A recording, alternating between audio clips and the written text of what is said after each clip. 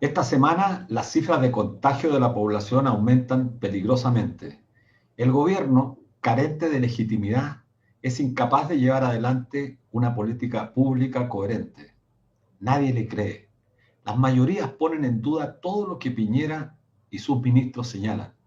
La baja legitimidad, que ya no supera el 5%, lo muestra como el peor gobernante de la historia. Solo ha usado la represión como arma preferente para responder a la legítima demanda de un pueblo cansado de la crisis económica y de la crisis sanitaria. Y claro, ¿cómo creerle a un gobierno que nos encierra los fines de semana y nos estimula durante los días de trabajo a concurrir al mall? Foco permanente de alto contagio. ¿Quién puede entender eso? Nadie. Claro, la ciudadanía no es estúpida y sabe que la presión que ejercen los poderosos del gran comercio a Piñera le obligan a mantener abiertos los negocios independiente de la incoherencia con la política sanitaria.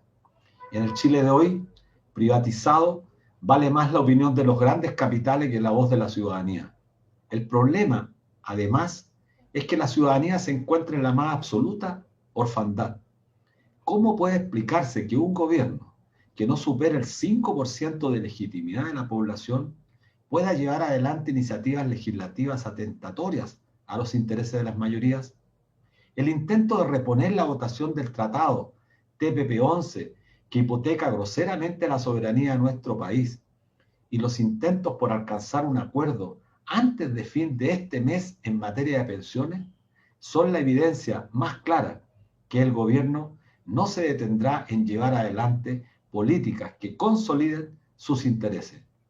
¿Cuál es el problema?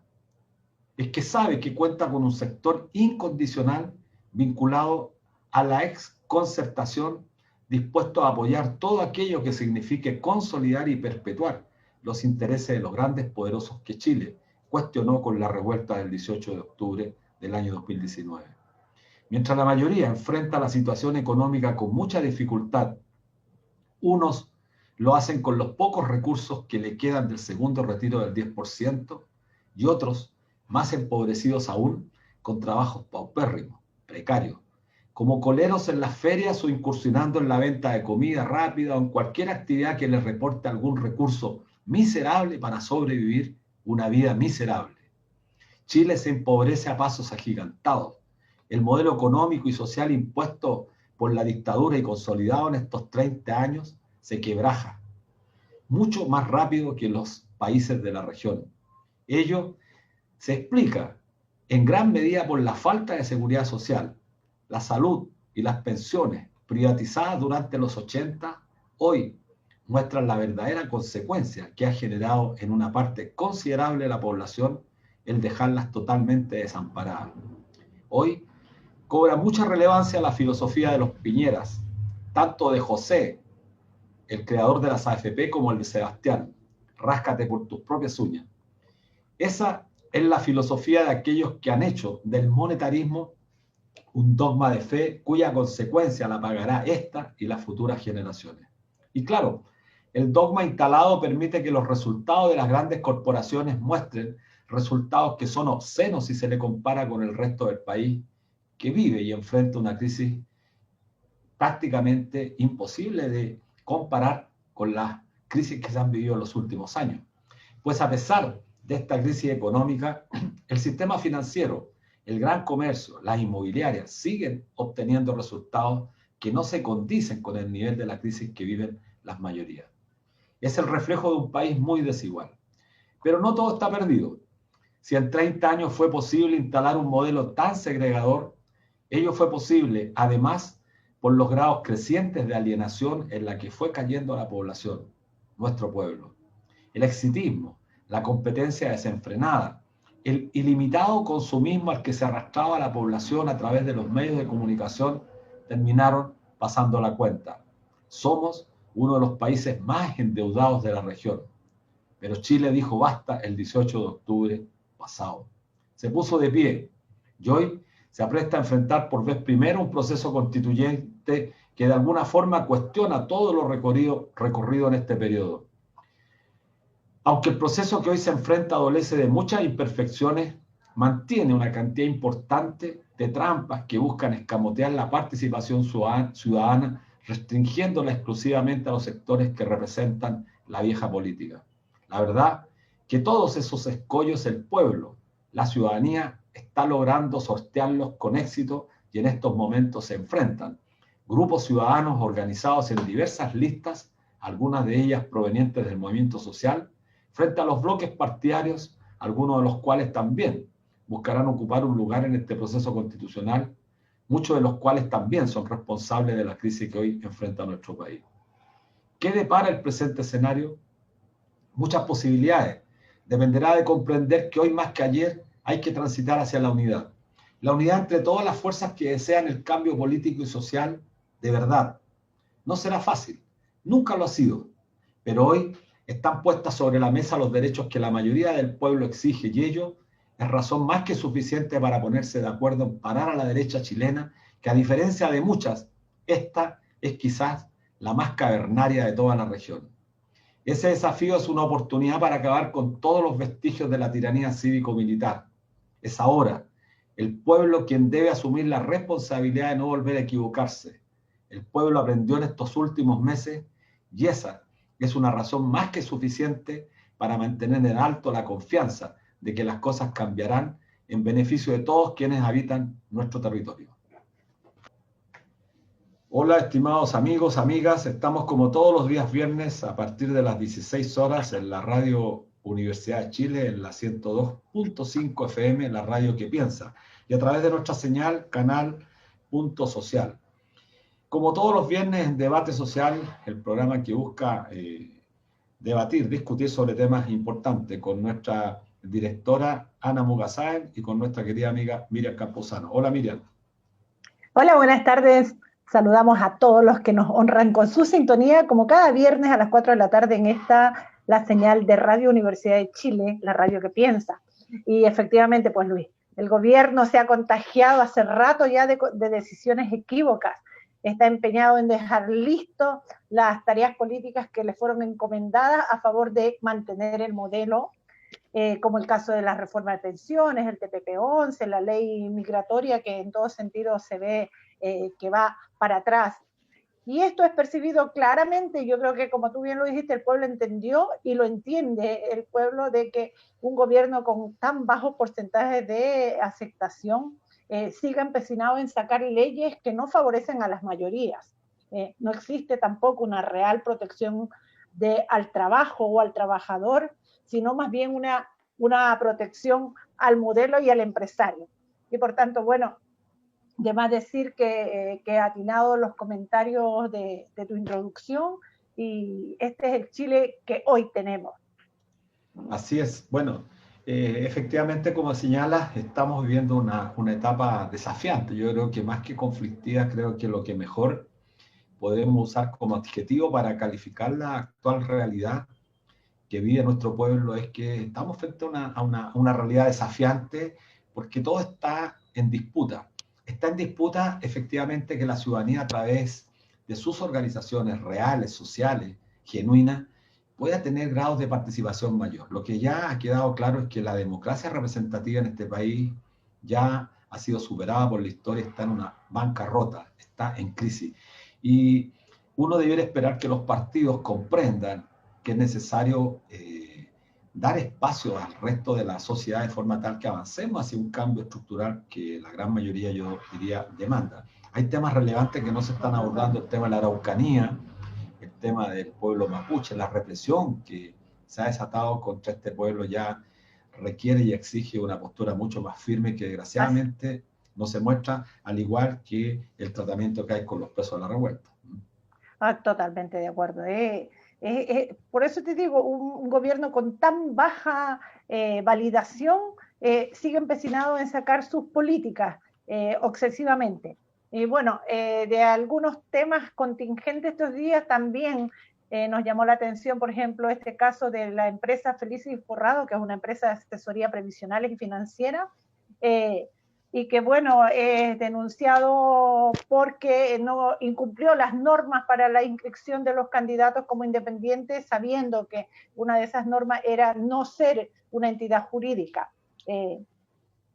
Y bueno, esto es como la punta del iceberg, porque vemos cada día en las noticias que el gran empresariado también está haciendo sus cambios en lideresas o en rostros que hoy en día ostentan un cargo público y que se están bajando paulatinamente para ponerse a disposición de esta nueva carrera, de este nuevo periodo eleccionario. O sea, no es secreto lo que pasó con Sichel en el Banco Estado, Briones, los hermanos Walker en la Secretaría de la Presidencia, en Agricultura. Entonces, esto es como algo que ahora salió a la luz con esta empresa, entonces Felices y Forrados, que de una manera no legal logró inscribir candidaturas y que el tribunal, y que ahora lo sancionaron con no permitirle la participación en alguna de sus listas. Bueno, las instituciones del poder que están absolutamente, yo diría, cuestionadas, muchas de ellas cuestionadas fuertemente, siguen insistiendo en mantener sus privilegios, y eso lo vamos a seguir viendo, es parte de la historia. Llama la atención justamente cómo algunos se esmeran por tratar de generar un dique de contención a la demanda ciudadana, al debate ciudadano, al debate político que un proceso constituyente como el que vamos a vivir por primera vez en Chile exige. Y nos damos cuenta, por ejemplo, cómo los Walker pretenden ocupar un sillón en este proceso y que no cabe ninguna duda irán a defender sus privilegios, particularmente sus privilegios en el agua, que la gran mayoría de nuestro pueblo exige cuanto antes restituirle la condición real y efectiva de un bien de uso público. Y eso pasa por eliminar definitivamente el código de agua, y eso sí, una demanda nacional, mayoritaria, tiene que derogarse, independiente de lo que diga esta gente que de manera obscena sigue defendiendo estos privilegios. Y además que atentan contra el ecosistema. Yo creo que el rol que están jugando, el caso de Sichel, es francamente deplorable. Creo que en el proceso constituyente va a tener que a lo menos abordarse un capítulo respecto a la banca pública que Chile necesita. Una banca pública es fundamental, fundamental, y estos personajes que son absolutamente, yo diría, con una carencia de probidad tremenda, que han usado como operadores políticos el banco público de nosotros. Yo conversé la semana pasada con muchos funcionarios del Banco del Estado, el propio sindicato. Ha sido lo peor que ha pasado por el Banco del Estado. Solamente nos recordaba el papel siniestro de Álvaro Bardón en la época de la dictadura, que por todos los medios trató de privatizar el banco bajándole el capital. Entonces estamos frente a gente que no tiene absolutamente ningún recato, no tiene un componente ético. Gente soberbia que no entiende que la ciudadanía dijo mixta no. Y lo que quieren transformar este proceso en una convención mixta a la cual perdieron absolutamente, ganaron en 3 comunas. Y aquí no se trata de hacer una constitución para esas 3 comunas, sino para todo Chile. Bueno, y el otro tema contingente fue respecto a la ley de migraciones, donde también, y todos tenemos claro que urge actualizarla, modernizarla. Sin embargo, la ley promulgada por Piñera, que propone Sebastián Piñera, no avanza en ese sentido, sino que más bien contraviene los derechos fundamentales de las personas migrantes, incluidas niños, incluidos ancianos, y bueno, y que el Tribunal Constitucional impugnó 4 de los 13 puntos porque lo encontraba que estaban fuera de la normativa legal. Entonces, y si a esto le sumamos el tremendo desatino de Álvaro Belolio, que de una manera xenófoba dijo que si estaban conformes con que venga gente de Haití a vender obleas, yo creo que esto detonó una remecida en el sector de los migrantes que, de paso, debo decirlo, son un aporte. Es un aporte. El migrante, el que viene a vender su fuerza de trabajo, su cultura, su formación, es un aporte a ser un Chile cada día mejor. Y bueno, afortunadamente el Tribunal Constitucional se pronunció que 4 de ellos estaban en contra de él. Así que, bueno, tenemos harto tema, pues Luis. Nos avisan. Oye, que vamos a un corte. Sí, dime. Una sola cosa antes de ir al corte que es necesario. A nuestros auditores señalarle que está hoy día en juego una ley de indulto general para todos los jóvenes presos por la revuelta, donde hay un tratamiento absolutamente discriminador. La ley funciona para ricos y funciona para pobres. La gente que está detenida, que está presa ya por más de un año, pertenece a las comunas más pobres de nuestro país. Quienes defienden son sus familiares, mayoritariamente mujeres, madres, y tenemos que no permanecer indolentes, dar un apoyo porque esta gente está sufriendo las consecuencias de la desigualdad, de la discriminación social. No es el mismo No tratamiento para olvidarlo, los hijos de los claro. ricos que para los hijos de los pobres. No Así que no olvidar. olvidarlos que gracias a ellos tenemos este proceso que vamos a enfrentar y por tanto todo el apoyo. Volvemos en un corte comercial con un tremendo invitado. Volvemos a Debate Social en la 102.5 del dial FM de Radio Universidad de Chile, como cada viernes, y en la señal online por streaming a través de fanpage @canal.social. Hoy tenemos un gran invitado, él es Andrés Solimano, economista de la Universidad Católica y doctor en economía de la MIT, autor de un sinnúmero de libros que abordan crecimiento económico, desarrollo, globalización, economía política, reforma económica, distribución de ingresos, migraciones internacionales, macroeconomía, entre otras cosas. Algunos de sus títulos más recientes son Capitalismo a la chilena, tremendo libro, y Pensiones a la chilena. Fue director de países andinos en el Banco Mundial y director ejecutivo por Chile en el Banco Interamericano de Desarrollo, entre otros cargos de asesoría. Bueno, bienvenido Andrés. Hablemos un poquito de reforma previsional y vemos que este miércoles el Ejecutivo y la oposición se reunieron para intentar nuevamente reflotar una reforma al sistema previsional que deja intactas a las AFP porque no las toca. En dicha reunión estuvieron el ministro Briones, la ministra Saldívar y parlamentarios de oposición, buscando limar las diferencias para definir indicaciones que harán del proyecto de ley una vez aprobada esta idea de legislar. Las diferencias se centran en el destino que tendrá el aumento del 6% de las cotizaciones, mientras que la oposición plantea destinarlo todo a un fondo de ahorro colectivo, creando un organismo recaudador. El proyecto del gobierno divide en el 3% para capitalización individual y el 3% para un fondo solidario. En lo que sí están de acuerdo es en mantener intactas las AFP.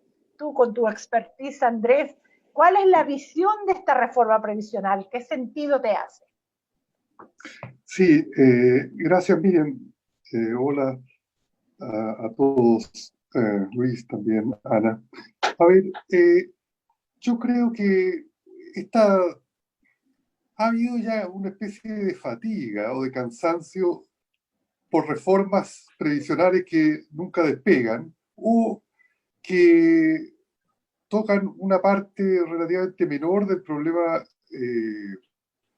previsional chileno y no atacan las fuentes últimas de las dificultades que tiene este sistema que basado en la capitalización individual. El proyecto de ley del gobierno y el proyecto de ley de sectores de la oposición, la senadora Goich y el senador Letelier, sí, Goich, básicamente difieren en una cosa relativamente que no es tan sustancial. ¿Qué porcentaje iría el aumento de la cotización de los empleadores del 6%, como decía Miriam? Pero ninguno de los dos cuestiona la base fundamental del sistema, que es estructurar las pensiones en torno a la capitalización individual, que después de 40 años de aplicación, porque no hay que olvidarse que el decreto ley 3.500 fue aprobado por la Junta Militar de Gobierno en una sesión secreta en octubre de 1980, ya estamos en el 2021, van a ser casi 41 años, que el que creó este sistema empezó a echar a andar en el 81, y los resultados están a la vista y han sido ampliamente discutidos. Pensiones muy efímeras, bajas, y otras que castigan también mucho a la mujer, que son fuentes de grandes utilidades para la AFP, que entregan un financiamiento muy barato y abundante a los grupos económicos, etcétera, y que no protegen a la gente en la edad mayor. Entonces, yo creo que es una reforma casi sin destino. Es una reforma sin destino que el gobierno está tratando de apurarla antes del receso estival, que es fines de enero, entiendo, el Congreso, y evitando también que en parte que este tema llegue a la Asamblea Constituyente, a la Convención Constitucional y la discusión de la nueva Constitución.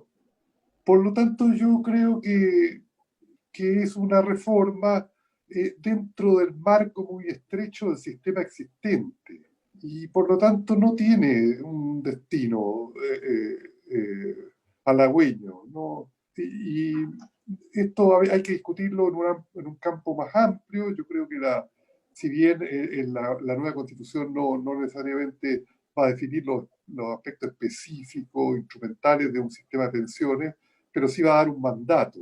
Y una vez que dé un mandato, se puede hacer una discusión más de fondo, más amplia de la reforma previsional.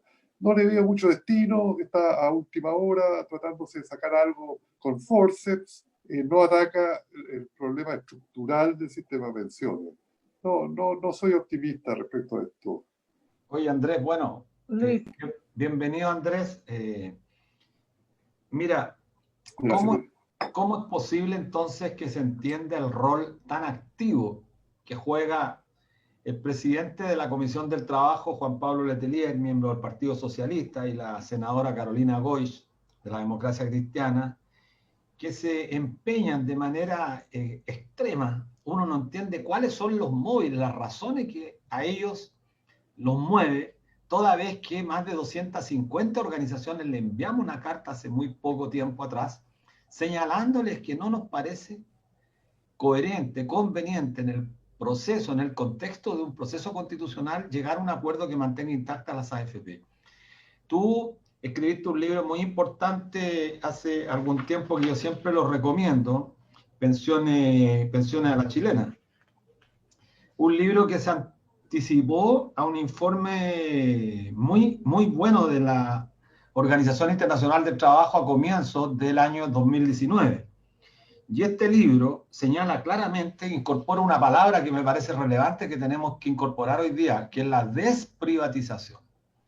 Porque siempre se hace mucho, como se instala una propaganda, estos quieren estatizar, quieren expropiar, toda esa cosa que da miedo. Sin embargo, el concepto de desprivatización que la propia OIT asumió tiene que ver con volver a lo público, no necesariamente al Estado. Entonces, ahí te quería tu opinión brevemente, Andrés, sobre ese tema, por favor. Sí, a ver, yo creo que el tema le quedó ancho al Parlamento y dos senadores, un senador y una senadora pueden tratar de hacer un poco un rol de tratar de empujar un proyecto, pero yo creo que no tiene destino hacerlo a ese nivel. No sé las motivaciones de ellos, pero en esto dicen que para mejorar las pensiones. Bueno, todo el mundo dice que quiere mejorar las pensiones. Yo creo que ellos debieran escuchar esta demanda, la carta que ustedes escribieron de los movimientos sindicales y otras que dicen, sí, todos queremos subir las pensiones, queremos mejorarlo, pero primero que nada no hay garantía que este proyecto lo vaya a hacer, yo creo que no va a ser muy fundamental, y segundo, ¿por qué apurarse antes de una instancia más democrática que la Asamblea Constituyente, Convención Constitucional? Entonces yo creo que el Congreso, que tiene una crisis de legitimidad, porque según las encuestas 3-4% de la población tiene una alta valoración del Congreso entonces es un órgano del Estado, lamentablemente, que es muy importante, pero que está sin credibilidad, entonces no puede pasar reformas tan fundamentales ese órgano, lamentablemente. Es parte de la crisis política que está viviendo el país, crisis institucional, yo creo. Bueno, sobre el tema de la desprivatización, yo creo que ahí está la clave. Yo creo que ahí está la clave para destrabar el problema. La seguridad social nació históricamente en el mundo como un sistema público de apoyo a la vejez, de apoyo a la gente cuando tenía enfermedades, problemas de salud, cuando habían accidentes, cuando había fallecimiento de un miembro del hogar. Fue sistema público, encabezado por el Estado. Con Bismarck en el siglo XIX, en la década de 1880, lanzó esto. Después vino la creación con un esquema tripartito, después vino la creación de la OIT en 1919, después vino intentos de crear, exitosos, en América Latina en la década de los 20, la Social Security de Estados Unidos, y otros países europeos que se plegaron y otras partes del tercer mundo. Entonces, un movimiento internacional en que el Estado tiene un rol. Después vinieron los experimentos neoliberales de privatización de la seguridad social, que la gran mayoría de los países se ha retirado. Eso está en mi libro, La pensión de la chilena, y está también en el análisis de la Organización Internacional del Trabajo, que salió un año y medio después del libro mío, que ellos amplían el número de países, pero básicamente el mismo mensaje. Entonces, eso lamentablemente no llega a Chile. Llega a través, por ejemplo, del movimiento Nova FP, llega a través del trabajo de Fundación Sol, Senda, otros estudiosos, abogados de la seguridad, expertos en la seguridad social, pero lamentablemente los medios de comunicación de masa, la televisión, las radios que controlan el grupo económico, han invisibilizado este movimiento, que Argentina se salió hace ya más de 12 años de la privatización, Bolivia, Polonia, Hungría, República Rusa, la República Checa, Rumania, varios países de América Latina han intentado volver a sistemas públicos. Chile es como el último moicano, el que queda, que se apega a una privatización y a las cuentas individuales. Pero como tú dices, Luis, estoy totalmente de acuerdo contigo, la palabra clave acá es la desprivatización del sistema de pensiones y la desprivatización de la seguridad social. Hay nuevamente una enorme posibilidad en la nueva Constitución. Exactamente, Andrés. Bueno, yo creo que los trabajadores comunes, como a los que yo represento, también entendemos como un no entender del gobierno querer sacar esta reforma de pensiones a toda costa antes de terminar su mandato. Es como una obsesión. Pero te quería consultar, dentro de esta vorágine constituyente en la que estamos viviendo estos meses, ¿qué mandato debe salir de la Constitución para terminar con este sistema que ha sido nefasto y construir un sistema previsional que de verdad dé soluciones reales a las pensiones?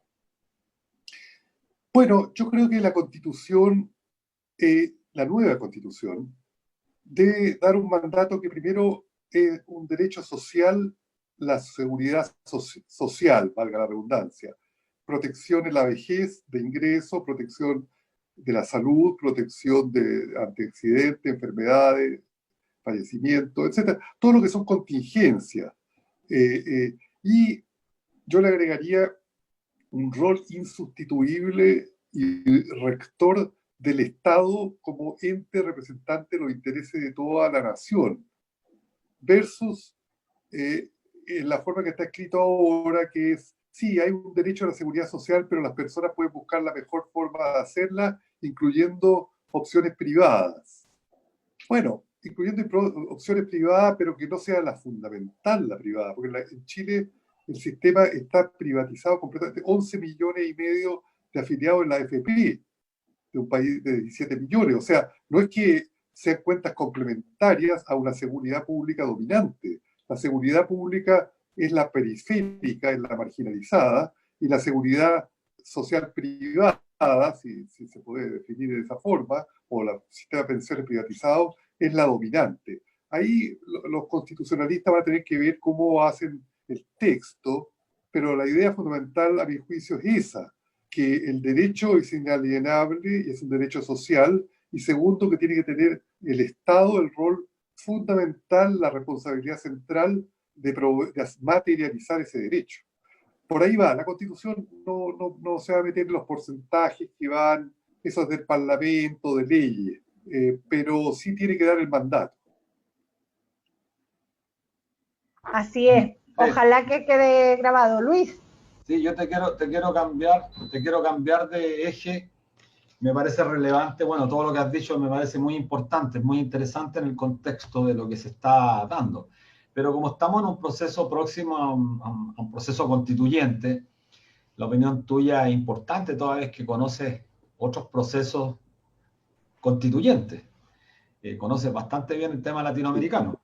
Y ahí queda un tema que parece tabú y al cual quiero preguntarte por tu experiencia en el Banco Mundial, por tu experiencia en el MIT, que tiene que ver con el Banco Central. Uno lee la prensa y la prensa, ¿qué dice? O sea, todo el establishment, toda esta gente del gobierno actual y la gran mayoría de los que estuvieron comprometido en la administración financiera de la ex Concertación. Dicen todo al unísono, el Banco Central no se toca. ¿Qué significa que no se toca?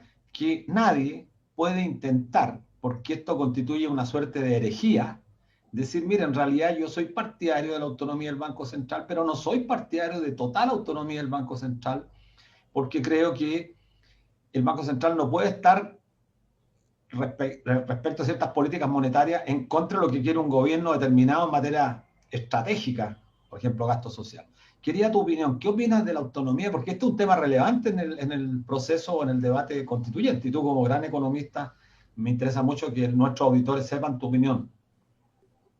¿O otra opinión? Sí, a ver, sí, a ver, hay que tomar en cuenta que el Banco Central es la institución monetaria que tiene, que es un monopolio, primero, porque es la institución que tiene el monopolio de la creación de dinero.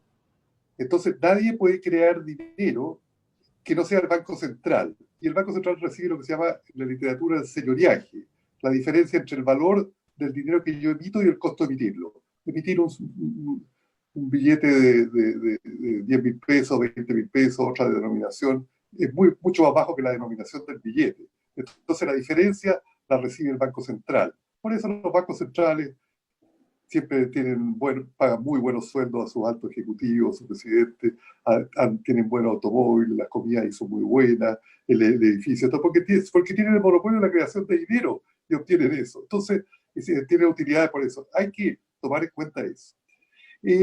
La institucionalidad actual del Banco Central de Chile no hay que olvidar que es la que se definió en 1989, el último año del régimen militar del general Pinochet. Nunca se ha hecho una modificación alguna de la ley orgánica del Banco Central. Antes de irse Pinochet dejó la ley orgánica del Banco Central. En el 89 él se fue en el 90, el régimen terminó en el 90. Entonces, esa estructura institucional está intacta. Por lo tanto, yo creo que es una contradicción querer cambiar la constitución política del Estado, que fue de 9 años anterior, de 1980, y dejar absolutamente, como tú dices, inalterado la ley orgánica del Banco Central, que fue aprobada en dictadura de Pinochet, sin parlamento, sin nada. Lo que pasa es que los gobiernos de la Concertación posterior la aceptaron, nunca la cuestionaron, y parece que ahora tampoco la cuestionan mucho. Hay algunas voces sí que yo he visto, he escuchado, y algunos he escrito poco, que quieren algunas modificaciones, sí. Hay algunos expresidentes del Banco Central que tienen punto de vista un poco más autónomo, entre ellos Roberto Sales, etc. Pero otros personeros no son muy dados a modificar lo del Banco Central. ¿Qué problema tiene lo del Banco Central actual? Bueno, hay un problema de que el único objetivo de la ley orgánica del año 89 de Pinochet es que dice su objetivo es mantener inflación baja, estable y normalidad de pagos internos y externos. Está bien, uno está de acuerdo que el país tiene que tener una estabilidad monetaria, eso no hay duda, pero no dice nada que hay una responsabilidad del Banco Central de garantizar alto empleo en la economía y disminuir los ciclos económicos que afectan a la gente. Una decisión del Banco Central, una mala decisión, por ejemplo, que es posible, porque los humanos cometen errores. Puede costar muchos miles de empleos. Como el año 98, por ejemplo, como el año 98 con la crisis asiática, por ejemplo. Claro, exactamente, que el Banco Central apretó la cantidad de dinero, la oferta monetaria, subieron las tasas de interés, muchas empresas no pudieron financiarse, algunas tuvieron que cerrar, otras quebraron, y la economía entró en una recesión que se consideró innecesaria por la acción del Banco Central de esa época. Exacto. Entonces, esas decisiones que se toman por un directorio que está constituido por 4 individuos que la mayoría del país no conoce, que son gente técnica economista, pero que no tiene una representación, que han sido negociados políticamente en el Congreso, más un presidente. Mire, Luis, el Banco Central de Chile se creó en 1925, cuando vino la misión de Edwin Kemmerer, que ayudó a crear el Banco Central en Perú, en Colombia, en Ecuador, y también lo había hecho en Indonesia y en las Filipinas. Era un profesor de la Universidad de Princeton, Estados Unidos. Crearon el Banco Central, Edward Kemmerer, un profesor norteamericano. Bueno, lo trajo el presidente Arturo Alessandri.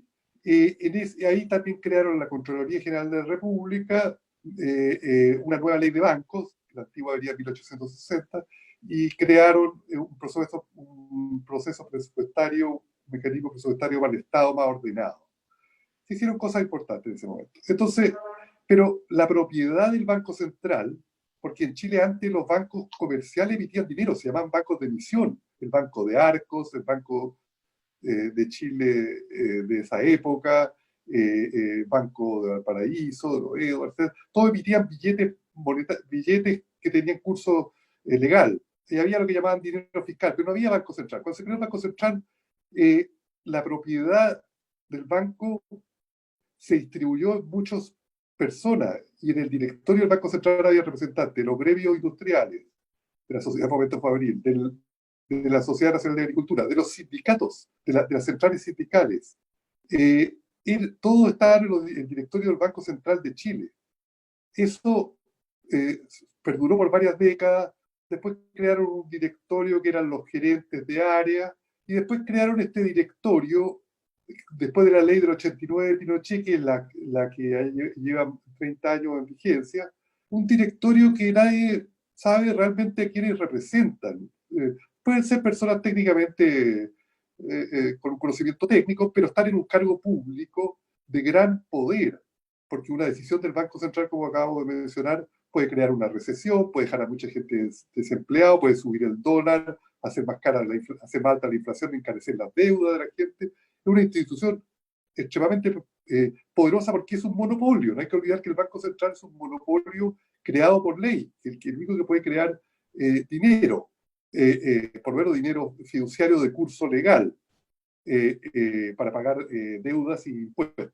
Entonces hay que estudiar la historia monetaria. La institucionalidad de hoy día, del cual muchos están tan enamorados, es una institucionalidad que no fue la predominante durante todo el periodo de existencia a partir del año 1925 en el Banco Central de Chile, y tampoco es la que hay en otros países. En otros países puede haber unas parecidas y en otros países hay de todo, hay mucha variedad. Entonces, tiene que abrirse la posibilidad de discutir, porque es demasiado poderosa la institución, y en una democracia, una institución pública, que es un monopolio, tiene que ser lo que llaman accountable, rendir cuentas, rinde cuenta porque hace un informe, pero es tan poderosa y es tan cerrada, Andrés, en algún sentido, el Banco Central, Andrés, que no cumple. perdón. Sí. Andrés, digo, según este análisis que tú lo haces tan potente, me gustaría preguntarte, bueno, para la gente común que no entiende tanto esta parte, ¿qué le cambiarías tú entonces al Banco Central?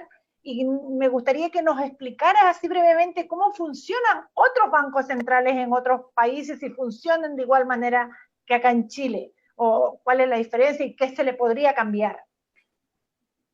Sí, a ver, yo creo que revisaría y agregaría los objetivos del Banco Central el tema de la creación de empleo y lo que llaman tratar de que haya pleno empleo en la economía, y que ampliarle los objetivos al banco, que no sea solamente inflación, que es el que tiene ahora. Hay otros bancos, el Banco de Inglaterra, el Banco de la Reserva Federal de Estados Unidos y otros bancos de países de desarrollo de muchas partes que sí tienen eso. Entonces, primero yo le crearía le ampliaría los objetivos. Segundo, yo revisaría la conformación del directorio en su mecanismo de generación, y porque no sé cuán útiles son esta modalidad de directorio cuando el conocimiento técnico, claro, no lo pueden tener también ellos porque terminan aprendiendo, son designados por 10 años. Al final se aprende. Y quizás varios pueden saber, obviamente, si no tengo nada contra ellos. Pero el punto es que duplican en alguna medida la estructura de las gerencias, la gerencia de estudio, la gerencia de política monetaria, la gerencia de comercio exterior. Es como un doble, es un instrumento, es un segmento que está arriba de las gerencias de área del banco, entre el presidente y la gerencia. Antes de la ley de Pinochet del 89, que es la que rige actualmente, reitero, no, el directorio del banco, el consejo del banco, eran los gerentes, incluyendo los vicepresidentes y el presidente del banco. Después se le ocurrió crear esta elite de 4 directores. Entonces yo revisaría en las deliberaciones de la Asamblea Constituyente si es necesario tener esa super elite que es como un entremedio, como un jamón del sándwich entre la alta gerencia del banco y el presidente del banco. No sé si es tan necesario. Chile funcionó, el Banco Central funcionó sin eso muchos años, pero ahora se creó eso. Y el punto es cómo llega la gente a esa gerencia. Piense que también antes había representantes hasta de los gremios en el directorio del Banco Central, porque el Banco Central no era estatal total como ahora. Distribuía las acciones del Banco Central en una parte del Estado y otra parte de la población, que podría ser el esquema de lo mismo. Y yo hice una propuesta unos años atrás de Codelco, de la democratización de la propiedad de Codelco, que no fuera solamente propiedad del Estado, sino que fuera propiedad de todos los chilenos, no solo del Estado, y que todos los chilenos podían tener un dividendo de las utilidades de la empresa estatal de cobre. Bueno, no sé si un dividendo del señoriaje, también alguien podría decir, ¿por qué no repartir este señoriaje que le da el monopolio de la creación de dinero, no solo que vaya para autopagarse buenos sueldos y tener condiciones mucho mejores que el resto del sector público y el resto pasárselo a la Tesorería General de la República? ¿Por qué no se distribuye a toda la población?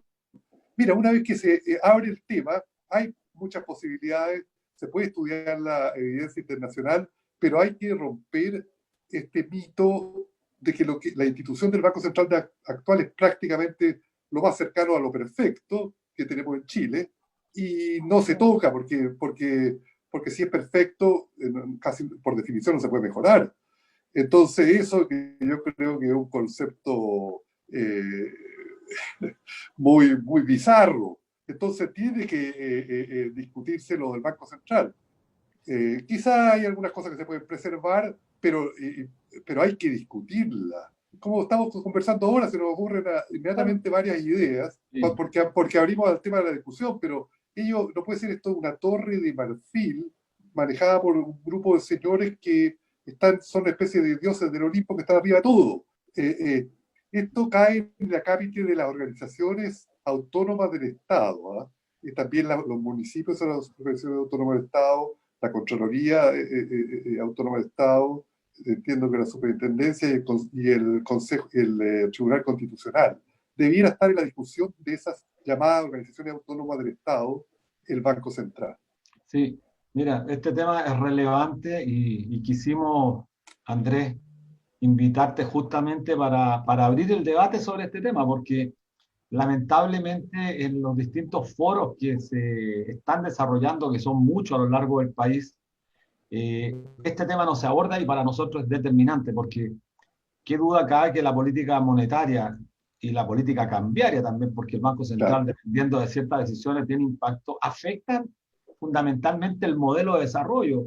Tú puedes mejorar las exportaciones, perjudicarlas, mejorar las importaciones, claro, va a depender de ciertas lógicas, pero tiene que democratizarse. Yo quiero pasarte a otro punto, pero en el mismo razonamiento. Banco-Estado. Banco del Estado se llamaba hasta antes de Jaime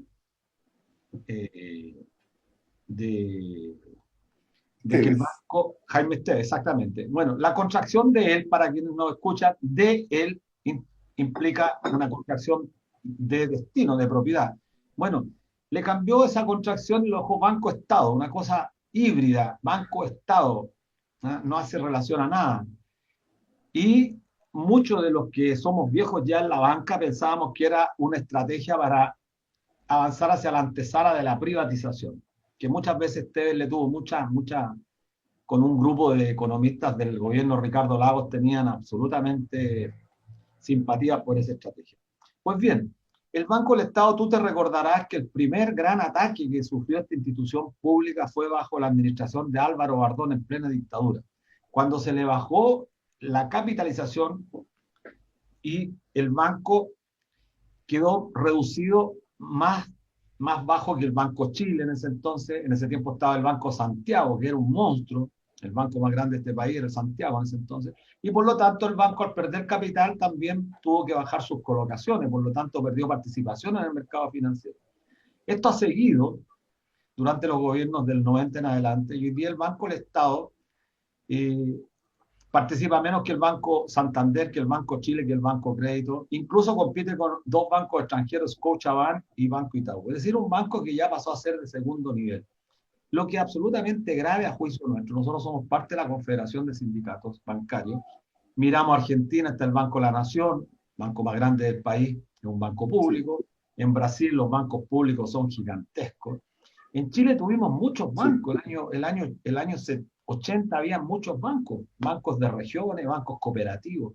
Bueno, nosotros creemos que la banca pública en este proceso debe ser tremendamente importante, porque la banca pública juega varios roles.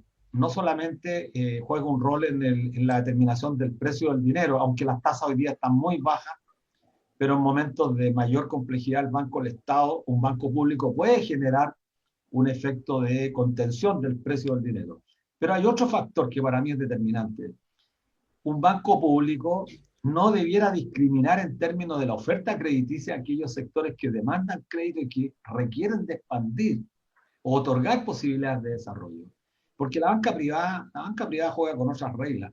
¿Cuál es tu visión, con tu experiencia, Andrés, respecto a la importancia de tener un banco sólido público? Porque el papel que hizo Sebastián, esto ya es una vergüenza. Los operadores políticos llegan al Banco del Estado, hacen cambios. El sindicato sacó una declaración. Yo tengo muchos amigos, yo soy bancario hace 40 años. He estado conversando con ellos, me dicen que hace los últimos 30 años este ha sido el peor ejecutivo del Banco del Estado, un tipo que llegó a hacer política, usó el Banco del Estado para él. Y esto es gravísimo porque esto es un banco de todos nosotros. ¿Qué opinas tú de eso, Andrés?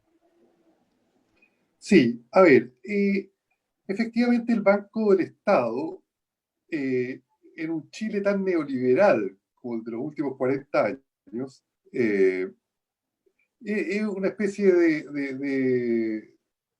de piedra en el zapato para el sistema, porque la filosofía dominante es de la privatización, de la banca privada.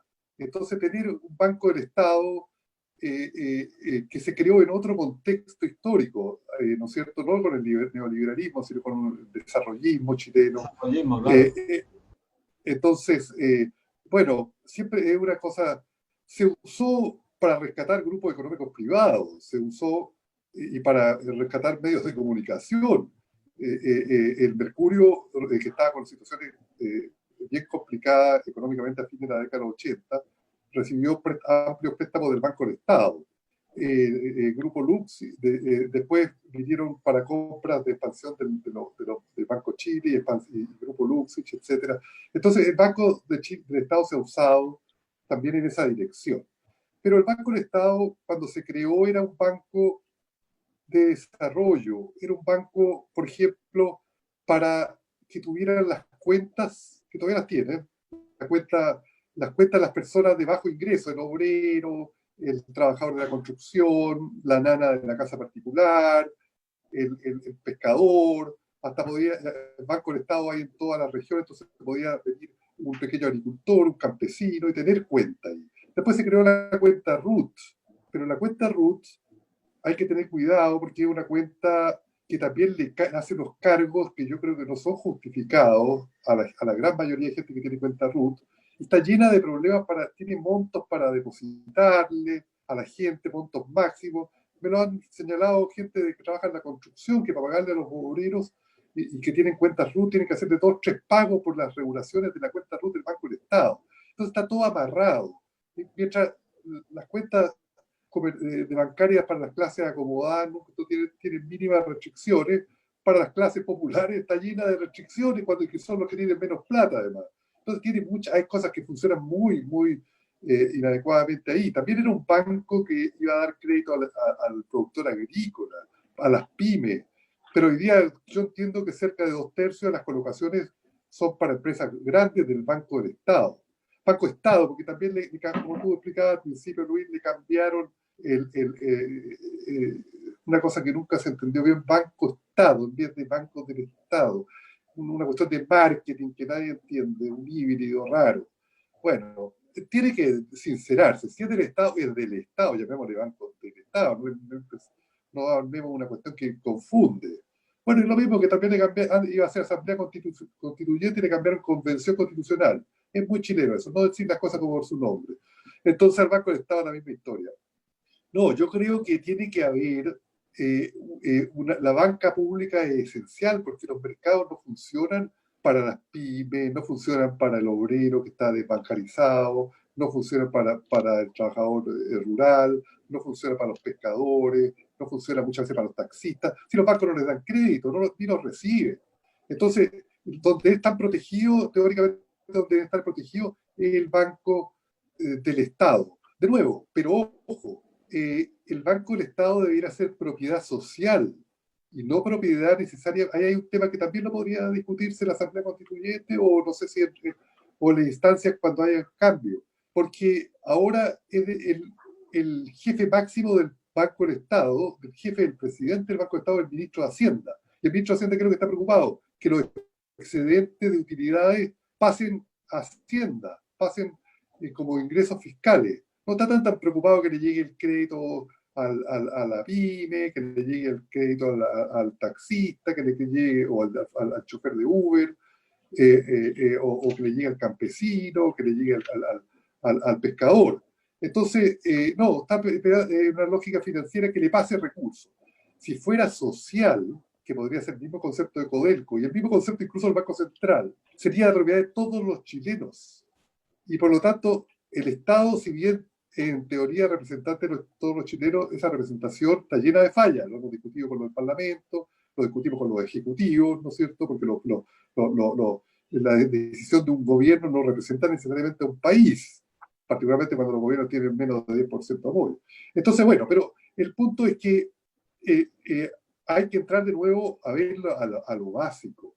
Es un banco del Estado, ya, pero no debería ser un banco quizás de todos los chilenos, que es distinto del Estado, porque puede haber una captura del Estado por grupos políticos, de hecho siempre hay, o, que es distinto de representar a todos los chilenos. Entonces el Banco del Estado tendría otra rendición de cuentas, de crearse un mecanismo de la repartición de utilidades, no usarlo para apoyar un grupo económico, úsenlo para apoyar a la gente que no está bancarizada. Entonces, bueno, es un muy importante tema, Miriam, Luis, el banco del Estado. Llamémosle el Banco del Estado, aunque los expertos en marketing le pusieron Banco de Estado. No sé cuánto les pagaron para que se les ocurriera una idea genial de quitarle el DEL. Entonces, pero hay que volver a lo para que se creó. Y ajustado para un Chile del siglo XXI. Pero el Chile del siglo XXI quiere una banca que responda a todos los chilenos, que no sea una banca elitista. Así es, Andrés. Bueno, yo creo que a todos los pobladores en Chile, a todos los trabajadores, nos gustaría un Banco Estado que ofrezca medidas económicas para paliar la crisis actual de la ciudadanía del pueblo. Pero no se da, lamentablemente, y bueno, acá también el tiempo no se da, nos avisan que tenemos que terminar el programa. Ha sido de verdad una conversación magistral contigo, un gusto tenerte, y nos despedimos por este viernes, esperándonos el próximo viernes a las 4 de la tarde. Así que Luis, Andrés, muchas gracias. Muchas gracias. Quizás pónganle Banco Social del Estado, o Banco Social del Estado.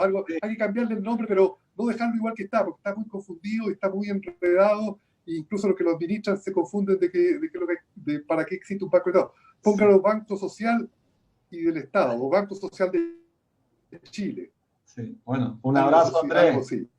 Un abrazo, muchas gracias. Ya, un abrazo. Gracias.